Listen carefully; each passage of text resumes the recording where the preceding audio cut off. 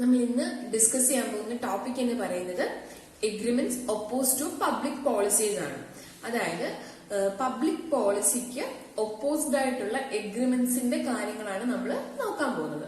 Okay, അപ്പൊ public policy എന്താണെന്ന് ആദ്യം അറിയണം അല്ലെ, എന്നാലല്ലേ agreements oppose to public policy എന്താണെന്ന് നമുക്ക് മനസ്സിലാക്കാൻ പറ്റുള്ളൂ. ഓക്കെ, പബ്ലിക് പോളിസി എന്ന് പറഞ്ഞു കഴിഞ്ഞാൽ അതിനൊരു കൃത്യമായിട്ടുള്ളൊരു കാര്യം അല്ലെങ്കിൽ അതൊരു ഫ്ലക്ച്വേറ്റിംഗ് ആണ്. കാരണം എപ്പോഴും ഒരേ രീതിയിലായിരിക്കില്ല നമ്മുടെ ഇവിടുത്തെ ട്രേഡും അല്ലെങ്കിൽ പല കാര്യങ്ങളും നമ്മുടെ സൊസൈറ്റിയുടെ ഗ്രോത്തിനനുസരിച്ച് പല കാര്യങ്ങൾക്കും മാറ്റം സംഭവിക്കാം. അപ്പൊ അതുകൊണ്ട് തന്നെ പബ്ലിക് പോളിസി എപ്പോഴും ഒരേപോലെ ആയിരിക്കണം എന്ന് നമുക്ക് പറയാൻ പറ്റില്ല. അതിനകത്ത് എന്തൊക്കെ ഉണ്ടാവാം, അതിനകത്ത് ചേഞ്ചസ് ഉണ്ടാവാം. അപ്പം ശരിക്കും പറഞ്ഞാൽ ഇത്ര മാത്രമേ ശ്രദ്ധിക്കാനുള്ളൂ.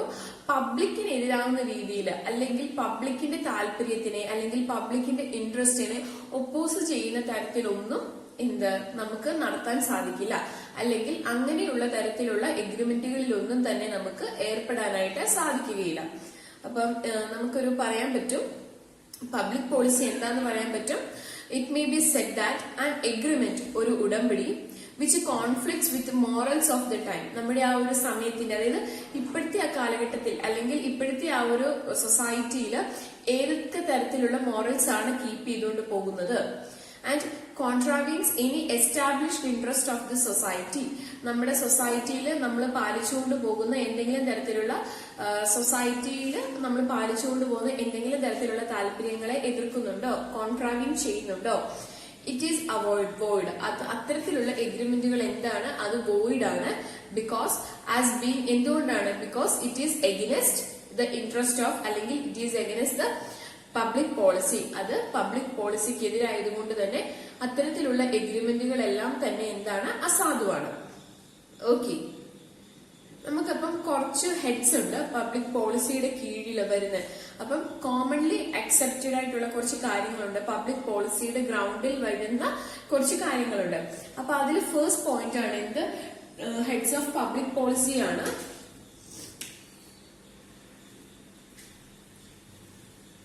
ഹെഡ്സ് ഓഫ് പബ്ലിക് പോളിസി ആണ്.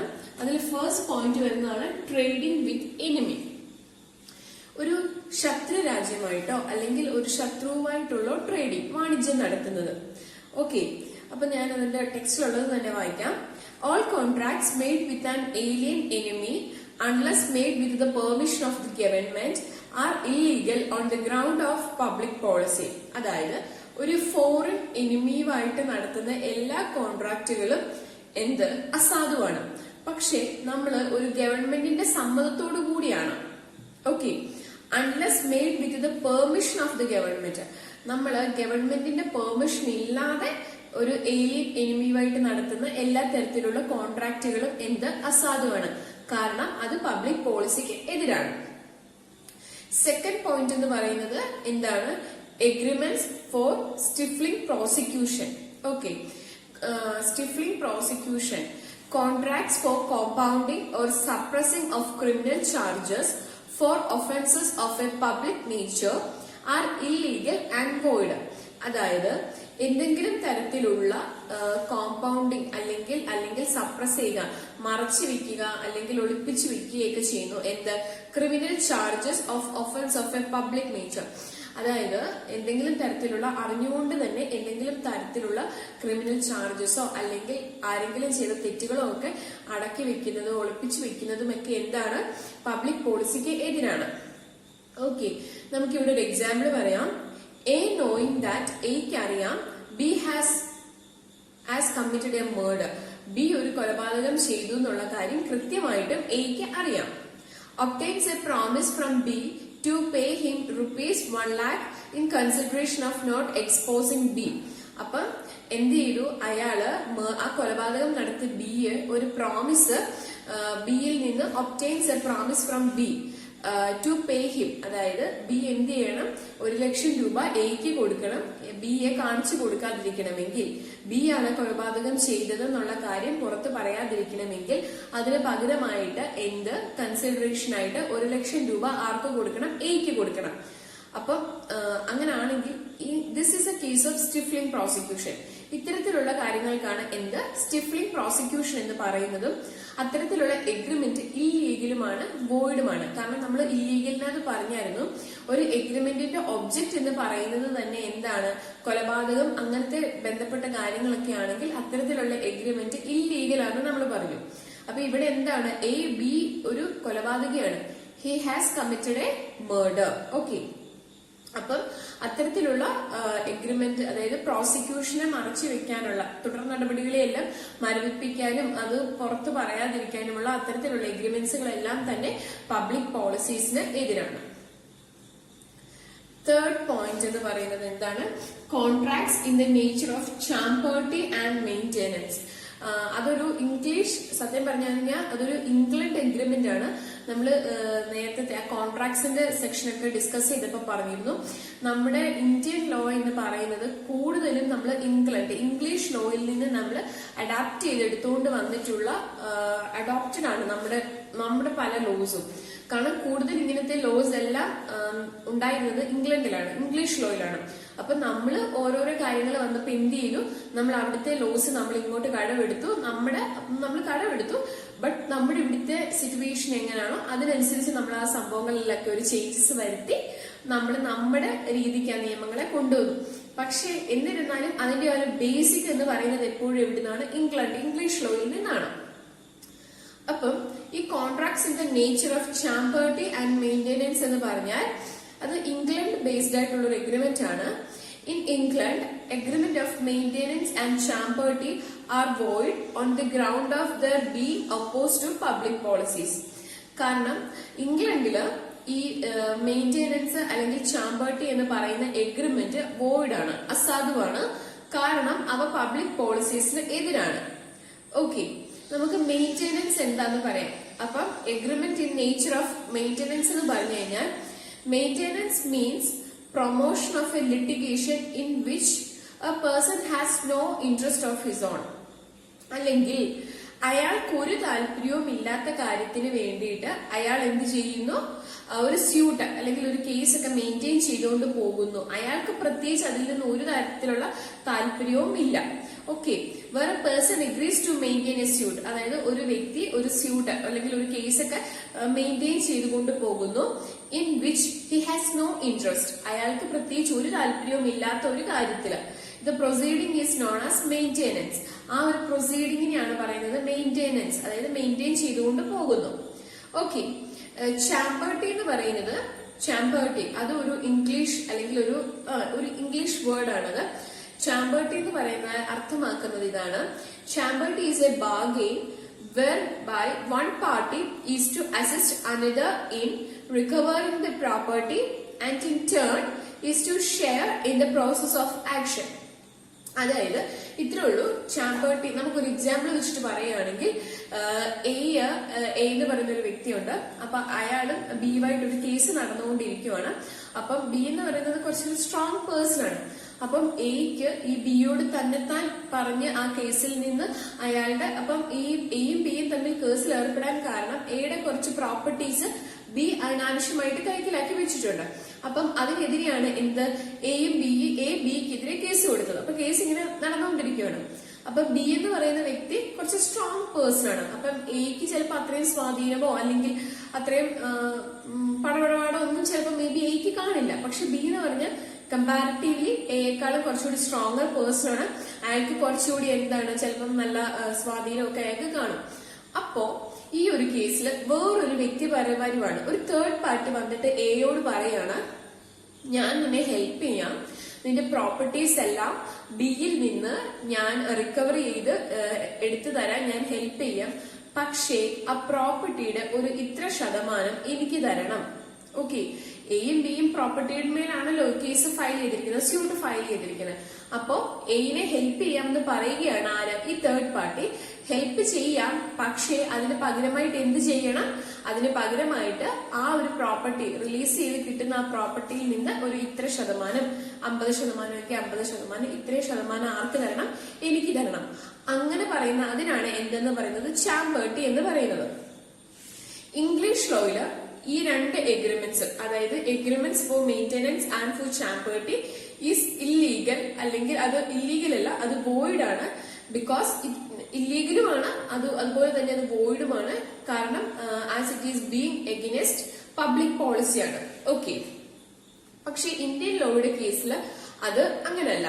ഓക്കെ, ഇന്ത്യൻ ലോയുടെ കേസിൽ നമുക്കത് കുഴപ്പമില്ല. അത്തരത്തിലുള്ള എഗ്രിമെന്റ് നമുക്ക് എൻഫോഴ്സിബിൾ ആണ്. ഓക്കെ, അത് കുഴപ്പമില്ലാത്ത കേസാണ് നമ്മുടെ ഇന്ത്യൻ കേസിൽ.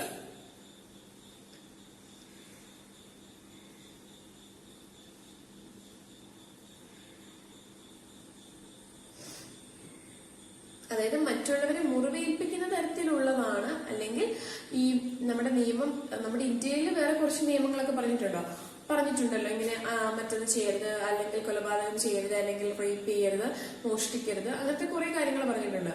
അപ്പം അത്തരത്തിലൊന്നും ഒരു ബന്ധം വരാത്ത എഗ്രിമെന്റ് ഫോർ മെയിന്റനൻസ് ആൻഡ് ചാമ്പർട്ടി ആണെങ്കിൽ വാലിഡ് ആണ്, അല്ലാത്തതെല്ലാം വോയിഡ് തന്നെയാണ്. ഇപ്പൊ പ്രത്യേകിച്ച് പറയണ്ടല്ലോ, നമുക്കറിയാലോ അത്തരത്തിലുള്ള എല്ലാ സംഭവങ്ങളും എന്താണ്, വോയിഡ് ആണ്.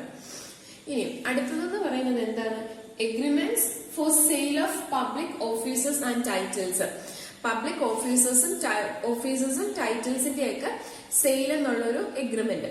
അതായത് ഇത്രേ ഉള്ളൂ, നമ്മള് ഈ മറ്റുള്ളവരെ സ്വാധീനിച്ച് മറ്റുള്ളവർക്ക് പൈസ കൊടുത്തിട്ട് നമ്മൾ അവിടെ ഒരു ജോലി സ്ഥിരമാക്കി എടുക്കുന്നത്, അതായത് ഒരു പബ്ലിക് ടൈറ്റില്, പൊതുവായിട്ടുള്ള ഒരു ടൈറ്റിലൊക്കെ നമ്മൾ ഇത് കാശ് കൊടുത്ത് നമ്മൾ ഒപ്പിച്ചെടുക്കുന്ന അത്തരത്തിലുള്ള എഗ്രിമെന്റുകളെല്ലാം തന്നെ എന്താണ്, വോയിഡാണ്. നമ്മൾ പറയുമല്ലോ ഇങ്ങനെ പിൻവാതിൽ നിയമനം എന്നൊക്കെ പറയുമല്ലോ. അതായത് പിൻവാതിൽ നിയമനം എന്ന് ഉദ്ദേശിക്കുന്നത് എന്താണ്, അതായത് അതിന്റെ നേരായ രീതിയിലുള്ള പ്രൊസീഡിങ്സോ കാര്യങ്ങളോ ഒന്നും അല്ല നടത്തിയത്. അവര് തന്നെ ചിലപ്പം ഒരു വേക്കൻസി അവിടെ ഉണ്ടായിരിക്കാം, അപ്പൊ അതിന്റെ കാര്യങ്ങൾ ഫോർമാലിറ്റീസ് ഒന്നും നോക്കാതെ തന്നെ ചിലപ്പോൾ അവരുടെ ഒരു ബന്ധുവായിരിക്കാം, ഇല്ലെങ്കിൽ ചിലപ്പോൾ കാശ് കൊടുത്ത് നേടിയ ഒരാളായിരിക്കും. അപ്പൊ അങ്ങനെ അത്തരത്തിലുള്ള എഗ്രിമെന്റിനെയാണ് പറയുന്നത് agreement for the sale of public officers and title. അതായത് a promise to pay B ₹5,000. A ബിക്ക് വാഗ്ദാനം കൊടുക്കുകയാണ്, ഞാനൊരു 5,000 രൂപ നിനക്ക് തരാം എങ്ങനെയാണെങ്കിൽ if B secures him and employment in public service. Public സർവീസിൽ ബി എക്ക് വേണ്ടി ഒരു ജോലി നേടി കൊടുക്കുകയാണെങ്കിൽ എ ബിക്ക് 5,000 രൂപ കൊടുക്കുമെന്ന് പറഞ്ഞു. Okay, this agreement is void. Okay, അപ്പം ഇത്തരത്തിലുള്ള എഗ്രിമെന്റുകൾ എന്താണ്, വോയിഡ് ആണ്. കാരണം ഒരു പബ്ലിക് സർവീസിൽ ഒരു ജോലി ആർക്കും മേടിച്ചു കൊടുക്കാൻ പറ്റില്ല, അല്ലെ? അത് ഇപ്പൊ ഈ കാഷ്വൽ വേക്കൻസി, അതായത് അങ്ങനത്തെ, അതായത് ടെമ്പററി വേക്കൻസി ഒക്കെ ആണെങ്കിൽ മാത്രമേ ഉള്ളൂ നമ്മൾ ഈ ചില കേസിൽ നമുക്ക് ഡയറക്റ്റ് അങ്ങനെ ചെയ്യാം, എംപ്ലോയ്മെന്റ് ഒക്കെ നടത്താം. അത് അതിൻ്റെതായിട്ടുള്ള പല കാര്യങ്ങളും ഉണ്ട്.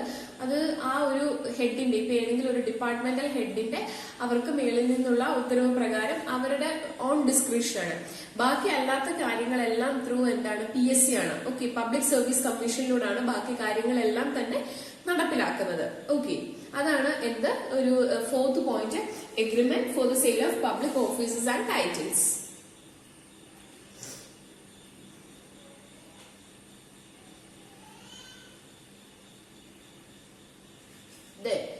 Agreements in restraint of parental rights. Agreement in restraint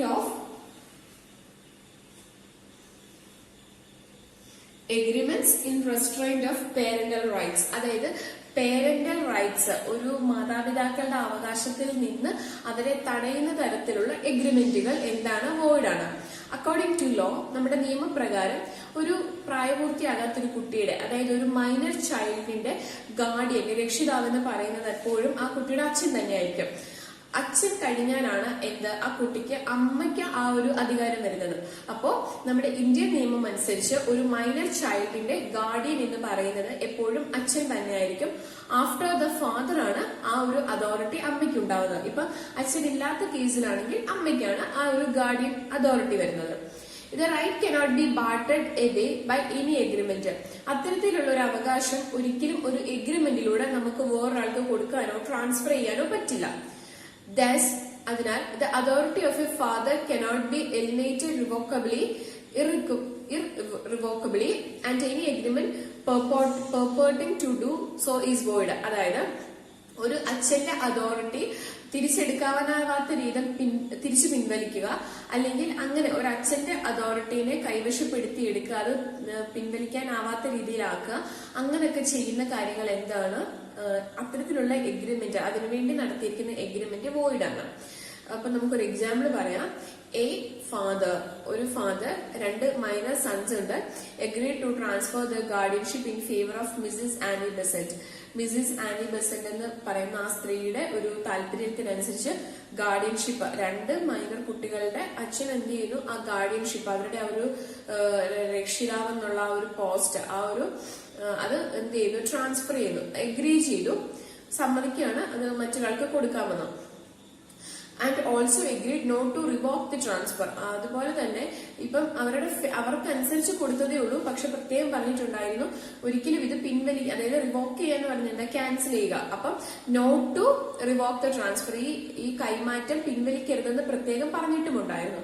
പക്ഷേ അയാൾ പിന്നീട് എന്ത് ചെയ്തു, he filed a suit for recovery of the boys and declaration. അതായത് ഇയാൾ പിന്നീട് ഒരു കേസ് കൊടുക്കുകയുണ്ടായി, ഇയാളുടെ മക്കളുടെ യഥാർത്ഥ അവകാശി ഇയാളാണെന്നും ഇയാൾക്കാണ് റൈറ്റ്ഫുൾ ആയിട്ടുള്ള ഗാർഡിയൻ, ഇയാളാണ് യഥാർത്ഥത്തിലുള്ള അല്ലെങ്കിൽ ശരിയായ രീതിയിലുള്ള ഗാർഡിയൻ ഇയാളാണെന്ന് പറഞ്ഞു, അതായത് ഈ അച്ഛനാണെന്ന് പറഞ്ഞ് അച്ഛൻ തന്നെ എന്ത് ചെയ്തു, ഒരു കേസ് കൊടുത്തു.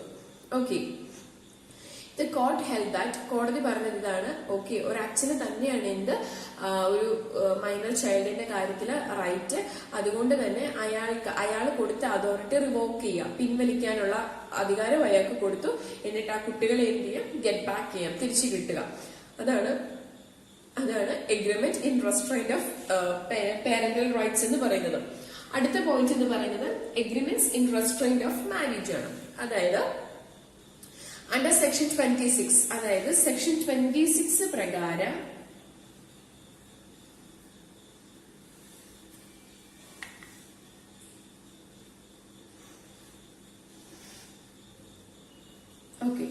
സെക്ഷൻ 26 പ്രകാരം every agreement in restraint of a marriage of any person other than a minor is void.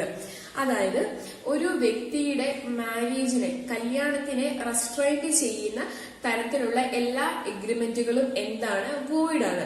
ഇപ്പൊ ഒരു മൈനറിന്റെ ആണ്, ഒരു പ്രായപൂർത്തിയാകാത്ത ഒരു കുട്ടിയുടെ കല്യാണത്തിനെ തടയുന്നത് അല്ലാതെ അത് മൈനറിന്റെ കാര്യം നമുക്കറിയാം അല്ലെ, മൈനറിന് ഒരിക്കലും അങ്ങനെ ഒരു ബന്ധത്തിൽ ഏർപ്പെടാൻ പറ്റില്ല.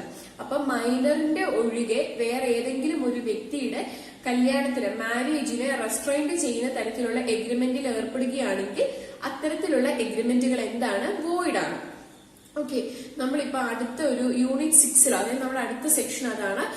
നമ്മൾ അതിനകത്ത് ഈ വോയിഡ് എഗ്രിമെന്റ്സിനെ പറ്റിയൊക്കെ നമ്മൾ നല്ല ഡീറ്റെയിൽ ആയിട്ട് പഠിക്കുന്നുണ്ട്. അപ്പൊ നമ്മൾ agreement in restraint of marriage, legal proceedings, അങ്ങനത്തെ കാര്യങ്ങളൊക്കെ നമ്മൾ ഡീറ്റെയിൽ ആയിട്ട് പഠിക്കും. അപ്പൊ നമുക്ക് ഒന്നുകൂടി നോക്കാം. അടുത്തതെന്ന് പറഞ്ഞത് എന്താണ്, മാരേജ് ബ്രോക്കറേജ് ആണ്. A marriage brokerage contract is one in which in consideration of a marriage one or the other parties of to it or the parents of a third party receive a certain sum of money. ഇത്രേ ഉള്ളൂ സ്ത്രീധനം നോർത്താൽ മതി. അതൊരു marriage brokerage ആണ്. അതായത് എയുടെ ഫാമിലിയും ബിയുടെ ഫാമിലിയും തമ്മിൽ, എനെയും ബിനെയും തമ്മിൽ കെട്ടിക്കാൻ ഉദ്ദേശിച്ചു. അപ്പം എ ആണ് bride, B is the groom. So അപ്പം എയുടെ വീട്ടുകാര് ബിക്ക് ഈ ഒരു കല്യാണം നടത്തുന്നതിന് പകരമായിട്ട് കൊടുക്കുന്ന ഒരു കൺസിഡറേഷൻ പോലാണ് ഈ ഡൗറി വരുന്നത്. അപ്പം നമ്മുടെ നാട്ടിൽ അങ്ങനത്തെ ഡൗറി എല്ലാം സ്റ്റിൽ ഒരു കുറ്റമായിട്ട് തന്നെയാണ്. സ്ത്രീധനം കൊടുക്കാനും അത് കൊടുക്കാൻ പാടില്ല, അത് പ്രോത്സാഹിപ്പിക്കാനും പാടില്ല എന്നാണ് നമ്മുടെ നിയമം പറയുന്നത്. അപ്പം അതാണ് ഈ ഒരു മാരേജ് ബ്രോക്കറേജിന്റെ ഒക്കെ കാര്യത്തിൽ പറയേണ്ടത്. സ്ത്രീധനത്തിന്റെ കേസാണ്. അത്തരത്തിലുള്ള കേസുകൾ നിയമപരമല്ലാതെ അൺലോഫുൾ ആണ്. അത്തരത്തിലുള്ള എഗ്രിമെന്റുകൾ, അതായത് സ്ത്രീധനം കൊടുക്കാമെന്നൊക്കെ പറഞ്ഞ്, അതായത് നിങ്ങളുടെ മകളെ എന്റെ മകൻ കല്യാണം കഴിച്ച് എടുക്കുന്നത് കൊണ്ട് ഞങ്ങൾക്ക് ഒരു സ്ത്രീധനം തരണമെന്ന് പറഞ്ഞ് ഈ പെൺകുട്ടിയുടെ പേരൻസും ആ ആൺകുട്ടിയുടെ ഗ്രൂമിന്റെ പേരൻസും തമ്മിൽ ഒരു പൈസ റിസീവ് ചെയ്യുന്നു, അല്ലെങ്കിൽ റിസീവ് കൊടുത്തോളാം എന്ന് പറഞ്ഞ് എഗ്രിമെന്റിൽ ഏർപ്പെടുകയാണെങ്കിൽ അത്തരത്തിലുള്ള എഗ്രിമെന്റുകൾ അൺലോഫുള്ളും ആണ്, വോയിഡുമാണ്. ഓക്കെ, അതാണ് മാരേജ് ബ്രോക്കറേജ് അല്ലെങ്കിൽ ബ്രോക്കറേജ് കോൺട്രാക്ട് എന്ന് പറയുന്നത്. അടുത്തത് agreements in restraint of legal proceedings. Legal proceedings അതായത് നിയമത്തിന്റെ പ്രൊസീഡിങ്സിൽ നിന്നുമൊക്കെ മറ്റും ഒരു വ്യക്തിയെ തടഞ്ഞു നിർത്തുക. ഓരോ വ്യക്തിക്കും നിയമം കൊടുക്കുന്ന രീതിയിലുള്ള റൈറ്റ്സുകളുണ്ട്. അതായത് ഇന്നത് ചെയ്യാം, അങ്ങനെ പല കാര്യങ്ങളുമുണ്ട്. അപ്പം അത്തരത്തിലുള്ള റൈറ്റ്സുകളിൽ നിന്നൊക്കെ ഒരു വ്യക്തിയെ തടഞ്ഞു നിർത്തുന്നതിനാണ് agreements in restraint of legal proceedings എന്ന് പറയുന്നത്. അപ്പം ഞാൻ ഇതിപ്പോ ജസ്റ്റ് പറയുന്നതേ ഉള്ളൂ, കാരണം നമ്മൾ ഈ ലീഗൽ പ്രൊസീഡിങ്സ് എന്ന് പറയുന്നത് നമുക്ക് ഡീറ്റെയിൽ ആയിട്ട് തന്നെ പഠിക്കാനുണ്ട്. അപ്പൊ നമുക്ക് അത് നന്നായിട്ട് തന്നെ പറയാം. ഇപ്പൊ ജസ്റ്റ് ഇത്രേ ഉള്ളൂ. ലീഗൽ പ്രൊസീഡിങ്സിൽ നിന്ന് തടയുന്ന തരത്തിൽ ആരെങ്കിലും എഗ്രിമെന്റിൽ ഏർപ്പെടുവാണെങ്കിൽ, അതായത് ഒരു വ്യക്തിനെ അവന്റെ റൈറ്റിൽ നിന്ന് അല്ലെങ്കിൽ അവന്റേതായിട്ടുള്ള എല്ലാ റൈറ്റ്സിൽ നിന്നും അവന്റേതായിട്ടുള്ള എല്ലാ ലീഗൽ പ്രൊസീഡിങ്സിൽ നിന്നും ഒരു വ്യക്തിയെ തടയാൻ വേണ്ടി ആരെങ്കിലും എഗ്രിമെന്റിൽ ഏർപ്പെടുകയാണെങ്കിൽ അത്തരത്തിലുള്ള എഗ്രിമെന്റുകളും എന്തായിത്തീരും? അസാധുവായിത്തീരും. ഓക്കെ, ഇനി agreement in restraint of trade.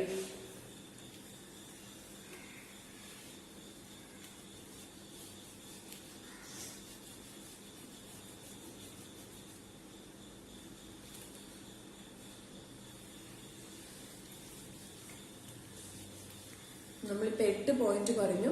Sorry, 9ാമത്തെ പോയിന്റ് വേറെയാണ്. Any agreements interfering with a course of justice. Okay, 9ാമത്തെ പോയിന്റ് എഗ്രിമെന്റ്സ് ഇന്റർഫിയറിംഗ്, അതായത് എഗ്രിമെന്റ്സ് നടത്തുന്നു എന്തുമായി ബന്ധപ്പെട്ട ഒരു നീതി അല്ലെങ്കിൽ ഒരു ന്യായം നടപ്പാക്കുന്നതിൽ എന്തെങ്കിലും തരത്തിലുള്ള എഗ്രിമെന്റ്സ് അവയെ ഭേദിക്കുന്ന രീതിയിൽ അല്ലെങ്കിൽ അവയെ മുടക്കുന്ന രീതിയിൽ എന്തെങ്കിലും തരത്തിലുള്ള എഗ്രിമെന്റുകളിൽ ഏർപ്പെട്ടാൽ അവ വോയിഡ് ആണ്. ഇനി agreement for the purpose or to the effect of using improper influence of any kind with judges or officers of justice is void. അതായത് നമുക്കൊരു നീതി നടപ്പാക്കി തരേണ്ട ഒരു ഓഫീസറുമായിട്ടോ അല്ലെങ്കിൽ ഒരു ജഡ്ജുമായിട്ടോ, കാരണം നമുക്ക് കോടതിയിലാണല്ലേ നമ്മുടെ ഒരു ആരാണോ ജഡ്ജാണ് നമുക്കൊരു കോടതി വിധി കൽപ്പിക്കുന്ന ആള്. അപ്പൊ ഒബ്വിയസ്ലി എന്താണ് ആ ജഡ്ജാണ് നമ്മുടെയൊക്കെ ഒരു ന്യായാധിപൻ എന്ന് നമുക്ക് പറയാൻ പറ്റും. അപ്പം അത്തരത്തിലുള്ള വ്യക്തികളെയൊക്കെ സ്വാധീനിക്കുക. ഇപ്പം ആർക്കെങ്കിലും 2 വ്യക്തികൾ തമ്മിൽ കേസ് കൊടുത്തിട്ടുണ്ട്, അപ്പം എന്റെ പേരിൽ എനിക്ക് അനുകൂലമായിട്ട് കേസ് വരാൻ വേണ്ടിയിട്ട് അത്തരത്തിലുള്ള ജഡ്ജിനെയൊക്കെ അയാളെ നമുക്ക് പല രീതിയിൽ, ചിലപ്പം അയാൾക്ക് കൈക്കൂലി ഓഫർ ചെയ്തിട്ടായിരിക്കാം, അയാളെ ബ്രൈബ് ചെയ്തിട്ടായിരിക്കാം, ഇല്ലെങ്കിൽ അയാളെ ഏതെങ്കിലും തരത്തിൽ ഉപദ്രവിക്കുക അല്ലെങ്കിൽ അയാളുടെ ഫാമിലി മെമ്പേഴ്സിനെ എന്തെങ്കിലും ചെയ്യുമെന്നുള്ള ഒരു ത്രെറ്റിലൂടെ ആവാം. നമുക്ക് എങ്ങനെയും ഒക്കെ അയാളെ എന്ത് ചെയ്യാം, അയാളുടെ അധികാരത്തെ നമ്മുടെ രീതിക്ക് കൊണ്ടുവരാൻ സാധിക്കുവാണെങ്കിൽ അല്ലെങ്കിൽ അത്തരത്തിൽ ചെയ്യുന്ന എഗ്രിമെന്റുകളെല്ലാം തന്നെ എന്താണ്? വോയിഡ് ആണ്. ഓക്കെ, അതായത് ഏതെങ്കിലും ഒരു ജഡ്ജിനെയോ അല്ലെങ്കിൽ ഈ ഓഫീസേഴ്സ് ഓഫ് ജസ്റ്റിസ് എന്ന് പറഞ്ഞ ന്യായമായിട്ട് ചെയ്യേണ്ട കാര്യങ്ങൾ, അതായത് എല്ലാം നമ്മുടെ ഈ പബ്ലിക് ഓഫീസേഴ്സ് എല്ലാം തന്നെ അങ്ങനെയാണ്. ഇപ്പൊ ഒരു പോലീസുകാരനാണെങ്കിലും അല്ലെങ്കിൽ ഒരു കളക്ടർ ആണെങ്കിലും അല്ലെങ്കിൽ എന്തൊക്കെയുണ്ടോ, അതായത് ഒരു ഗവൺമെന്റ് ഓഫീസേഴ്സ് എന്ന് പറഞ്ഞു കഴിഞ്ഞാൽ നമ്മൾ ജനങ്ങളുടെ എന്താണ് ശരിക്കും actually they are the servant. അത് നമ്മുടെ സെർവൻസ് ആണ്. നമുക്ക് വേണ്ടി കാര്യങ്ങൾ ചെയ്തു തരാൻ വേണ്ടിയിട്ട് നമ്മൾ തന്നെ അല്ലെങ്കിൽ നമ്മൾ ഈ രാഷ്ട്രീയക്കാര് നമ്മൾ തന്നെ ഇലക്ട് ചെയ്ത് വെച്ചിരിക്കുന്ന ആരാണ്? നമ്മുടെ സെർവൻസ് ആണ്. നമ്മളെ സെർവ് ചെയ്യാനായിട്ടാണ് ഒരു ഇതിരിക്കുന്നത് തന്നെ. അപ്പം ജനങ്ങളാണ് ഏറ്റവും വലിയ പ്രയോറിറ്റി. പക്ഷെ അതൊന്നുമല്ല നമ്മുടെ ഇവിടെ നടക്കുന്നത്, അത് വേറെ. ഓക്കെ, അപ്പൊ ഇത്തരത്തിലുള്ള അധികാരത്തിൽ ഇരിക്കുന്നവരെ എന്തെങ്കിലും കൊടുത്ത് സ്വാധീനിച്ച് അല്ലെങ്കിൽ അവരെ മാനസികമായിട്ടോ അല്ലെങ്കിൽ എങ്ങനെയും ഒക്കെ ഭീഷണിപ്പെടുത്തിയോ ഒക്കെ നമ്മുടെ വഴിക്കാക്കി നമുക്ക് അനുകൂലമാക്കി കൊണ്ടുവരുന്ന അല്ലെങ്കിൽ അത്തരത്തിലുള്ള ഒരു സുപ്പീരിയർ പവറിൽ ഇരിക്കുന്ന വ്യക്തികളെ സ്വാധീനിക്കുന്ന രീതിയിലുള്ള എഗ്രിമെന്റിൽ ഏർപ്പെടുകയാണെങ്കിൽ അത്തരത്തിലുള്ള എഗ്രിമെന്റുകളും എന്താണ്? വോയിഡ് ആണ്. Then agreements in restraint of trade. എന്തെങ്കിലും തരത്തിലുള്ള ട്രേഡിനെ തടയുകയാണെങ്കിൽ agreement in restraint of trade, അതായത് ഇന്ത്യയില് നമ്മള് ഒരു ട്രേഡ് എന്ന് പറഞ്ഞാൽ പല രീതിയിലുണ്ട് അല്ലെ. നമുക്കൊരു കമ്മീഷനും കാര്യങ്ങളും ഒക്കെ ഉണ്ട്. പക്ഷെ അതല്ലാതെ ഇപ്പൊ അതിൽ പറയുന്ന രീതിയിലൊക്കെ നമ്മൾ മസ്റ്റായിട്ടും നമ്മളിപ്പോ ഒരു വ്യവസായം അല്ലെങ്കിൽ നമ്മളൊരു ബിസിനസ് ഒക്കെ ചെയ്യുകയാണെങ്കിൽ അതിനകത്ത് പാലിക്കേണ്ടതായിട്ടുള്ള കാര്യങ്ങളുണ്ട്. അതല്ലാതെ വേറെ ഏതെങ്കിലും തരത്തിലുള്ള നമ്മുടെ ട്രേഡിനെ ആരെങ്കിലും വന്ന് എതിർക്കുകയാണെങ്കിൽ അല്ലെങ്കിൽ നമ്മുടെ ട്രേഡിനെ എതിർക്കാൻ വേണ്ടി ആരെങ്കിലും തമ്മിൽ എഗ്രിമെന്റ് ഏർപ്പെടുകയാണെങ്കിൽ അത്തരത്തിലുള്ള എഗ്രിമെന്റുകളും എന്താണ്? വോയിഡ് ആണ്. അതൊക്കെ നമ്മൾ ഡീറ്റെയിൽ ആയിട്ട് പഠിക്കുന്നുണ്ട് കേട്ടോ. സെക്ഷൻ 27 നമ്മൾ ഇതൊക്കെ ഡീറ്റെയിൽ ആയിട്ട് പഠിക്കുന്നുണ്ട്. അപ്പൊ നമുക്ക് ഒന്നുകൂടി എല്ലാം ഡീറ്റെയിൽ ആയിട്ട് അപ്പൊ നോക്കാം. എഗ്രിമെന്റ്സ് ടെൻഡിങ് ടു ക്രിയേറ്റ് മൊണോപ്പൊളീസ്, അതായത് ആരെങ്കിലും നമ്മളിപ്പം ഒരു കുത്തകയൊന്നും നമുക്ക് നമ്മുടെ നാട്ടിൽ ഉണ്ടാക്കിയെടുക്കാൻ പറ്റില്ല. അതായത് നമുക്ക് പറയാൻ പറ്റില്ല അയ്യോ അത് അയാളുടെ മാത്രം കുത്തകയാണ് കേട്ടോ, അല്ലെങ്കിൽ അത് അയാളുടെ മാത്രം സ്ഥലം, അവിടെ വേറൊരാൾക്ക് കയറി ഒന്നും ചെയ്യാൻ പറ്റത്തില്ല എന്നൊക്കെ പറയും. അതെല്ലാം തന്നെ എന്താണ്? നമ്മുടെ പബ്ലിക് പോളിസീസിന് എതിരാണ്. അപ്പം being oppose to public interest, അതായത് ഒരു പൊതു താല്പര്യം അല്ലെങ്കിൽ ഒരു പൊതുജനങ്ങളുടെ താല്പര്യത്തിന് എതിരാണ് മൊണോപ്പൊളീസ് ഒക്കെ ക്രിയേറ്റ് ചെയ്യുന്നത്. അതായത് ഒരു കുത്തക ക്രിയേറ്റ് ചെയ്യുക എന്ന് പറയും. അപ്പൊ അത്തരത്തിൽ ഈ മൊണോപ്പൊളീസ് ഒക്കെ ക്രിയേറ്റ് ചെയ്യാൻ വേണ്ടി, അതായത് കുത്തക അയാളുടെ തന്നെ ആക്കാൻ വേണ്ടിയിട്ട് അത്തരത്തിൽ ഏർപ്പെടുന്ന കോൺട്രാക്റ്റുകളും എന്താണ്, അത്തരത്തിൽ ഏർപ്പെടുന്ന കോൺട്രാക്റ്റുകളും തന്നെ വോയിഡ് ആണ്. ഓക്കെ, നമുക്കൊരു എക്സാമ്പിൾ പറയുകയാണെങ്കിൽ, for example in the district board of ഹെലൂം വേഴ്സസ് ഹരിജന്റ് ആണ് a local body granted a monopoly to a. അതായത് ഒരു ലോക്കൽ ബോഡി ഒരു ഗ്രാന്റ് ചെയ്തു മൊണോപ്പൊളി, ഒരു എയ്ക്ക് ഒരു കുത്തകാവകാശം കൊടുത്തു ഒരു പെർട്ടിക്കുലർ ലൊക്കാലിറ്റിയിൽ പച്ചക്കറി വിൽക്കാനായിട്ട്. അതായത് ഒരു പ്രത്യേക ഭാഗത്ത് പച്ചക്കറി വിൽക്കാനായിട്ടുള്ള അധികാരം എ എന്ന് പറയുന്ന വ്യക്തിക്ക് ഒരു ലോക്കൽ ബോഡി അനുവദിച്ചു കൊടുത്തു. അപ്പം ആ അനുവദിച്ചു കൊടുക്കുമ്പോ എങ്ങനെയാണ്, അത് അയാളുടെ മാത്രം ഒരു കുത്തകയായിട്ട് അത് മാറും അല്ലെ. അയാൾ അത് അവിടെ വിൽക്കും, ചിലപ്പോൾ അയാൾ അത് കുറച്ചുകൂടി അയാളുടെ ബിസിനസ് എക്സ്പാൻഡ് ചെയ്യും. അപ്പം അങ്ങനെ എങ്ങനെയായിപ്പോ അതൊരു ഭാവിയിൽ അല്ലെങ്കിൽ അതിന് ഫ്യൂച്ചറിലേക്ക് അയാളുടെ ഒരു മാത്രം അതൊരു കുത്തകയായിട്ട് മാറും. അപ്പം അത്തരത്തിലുള്ള എഗ്രിമെന്റുകളും എന്താണ്, വോയിഡ് ആണ്. അതായത് എഗ്രിമെന്റ്സ്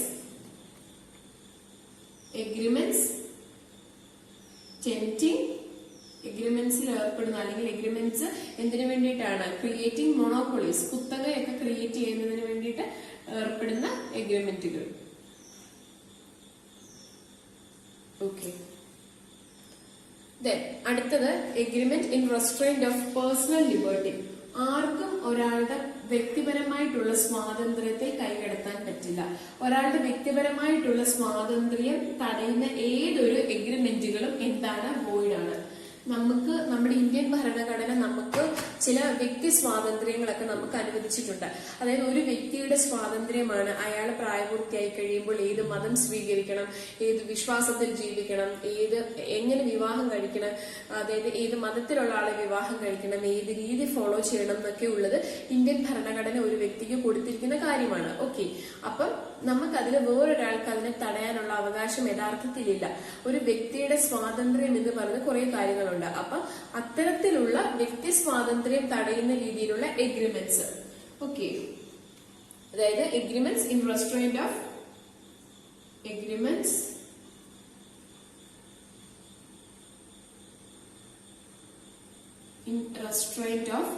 പേഴ്സണൽ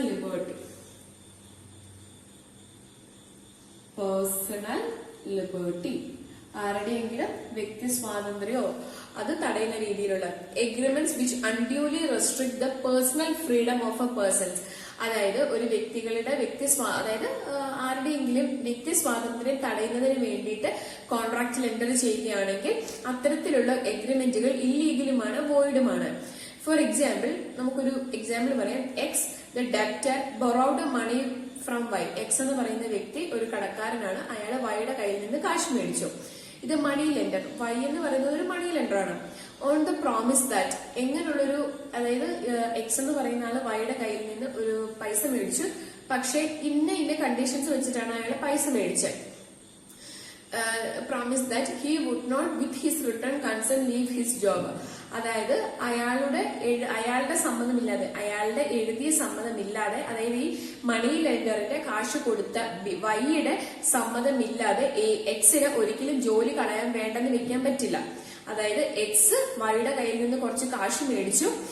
അപ്പം വൈ ഒരു മണി ലെൻഡറാണ്, അതായത് പലിശയ്ക്ക് കൊടുക്കുന്ന ആളോ അല്ലെങ്കിൽ കാശ് കൊടുക്കുന്ന ആളോ അങ്ങനെയൊക്കെ വിചാരിച്ചോ.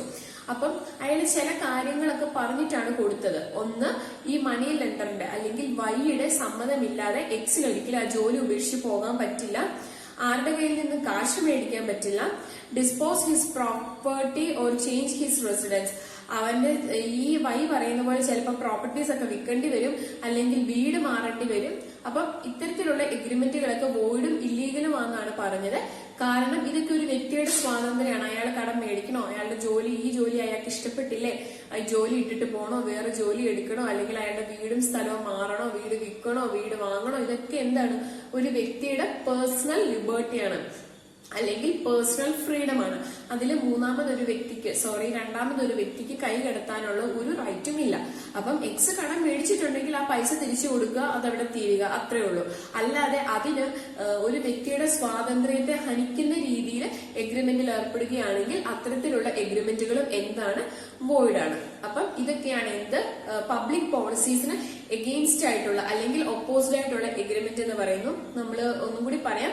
ട്രേഡിംഗ് വിത്ത് ഏലിയൻ എനിമി, ഒരു എനിമി, അതായത് നമ്മുടെ ഗവൺമെന്റിന്റെ സമ്മതമില്ലാതെ ഒരു വിദേശ ഒരു ശത്രുവുമായിട്ടോ അല്ലെങ്കിൽ അങ്ങനെ നമ്മൾ ഒരു എഗ്രിമെന്റിൽ ഏർപ്പെടുകയാണെങ്കിൽ അത് വോയിഡ് ആണ്.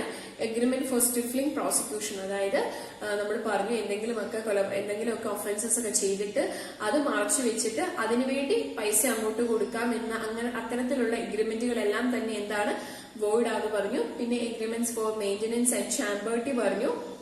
പിന്നെ പബ്ലിക് ഓഫീസസും ടൈറ്റിൽസും വിൽക്കുന്നത്, മറ്റുള്ളവരെ സ്വാധീനിച്ച് അവിടെ അവരുടെ ഒരു ജോലി സെക്യൂർ ചെയ്യുന്നത്, അതായത് ഒരു പൊതുവായിട്ടുള്ള ഒരു സ്ഥലത്ത് കാശ് ഉപയോഗിച്ച് ബ്രൈബ് ചെയ്തുകൊണ്ട് എന്തെങ്കിലും നേടിയെടുക്കുന്നത്.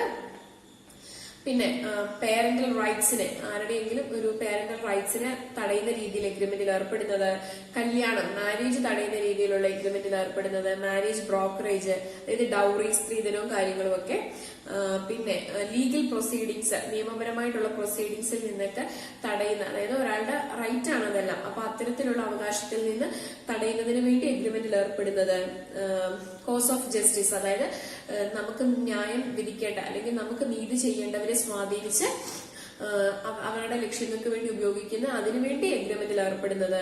പിന്നെ ട്രേഡ്, ഒരു വ്യവസായം അല്ലെങ്കിൽ ഒരു വാണിജ്യം ചെയ്യുന്നതിൽ നിന്ന് തടയുന്നതിന് വേണ്ടി എഗ്രിമെന്റിൽ ഏർപ്പെടുന്നത്. മൊണോപ്പൊളീസ്, കുത്തകകളും മറ്റും ക്രിയേറ്റ് ചെയ്യുന്നതിന് വേണ്ടി എഗ്രിമെന്റിൽ ഏർപ്പെടുന്നത്. Then agreement in restraint of personal liberty, ഒരാളുടെ വ്യക്തി സ്വാതന്ത്ര്യത്തെ തടയുന്ന രീതിയിൽ എഗ്രിമെന്റ് ഏർപ്പെടുന്നത്. ഇതെല്ലാം തന്നെ എന്താണ് പബ്ലിക് പോളിസീസിന് എഗെയിൻസ്റ്റ് ആണ്. ഓക്കെ.